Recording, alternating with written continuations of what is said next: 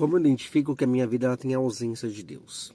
Veja só, existe um termo científico que ele fala que não existe o frio. Na verdade, existe a ausência do calor. Então, quando a minha vida ela está longe, completamente longe da presença de Deus, tem algumas coisas que nós conseguimos identificar. Primeiro, quando não há presença, há a existência do pecado. Talvez você se pergunta, mas Jonathan, a palavra diz que nós temos uma natureza pecaminosa. Sim, isso é exato.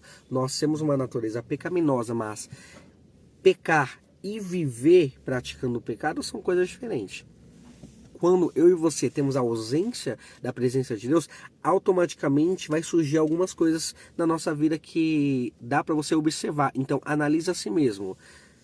Muitas vezes, quando a ausência de Deus ela se esvai, nós perdemos o desejo de orar, perdemos o desejo de ter comunhão, nós perdemos o desejo de conhecer mais, ou seja, ler a palavra de Deus, nós perdemos o desejo de cultuar a Deus, nós perdemos o desejo de exercer tudo aquilo que Deus pediu para nós fazer, que é amar o próximo, enfim. Nós acabamos nos afastando de algumas ordenanças que são muito importantes na nossa vida espiritual.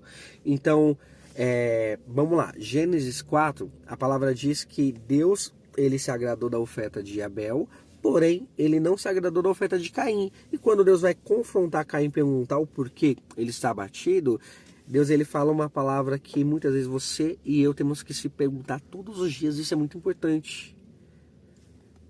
Por que está abatido?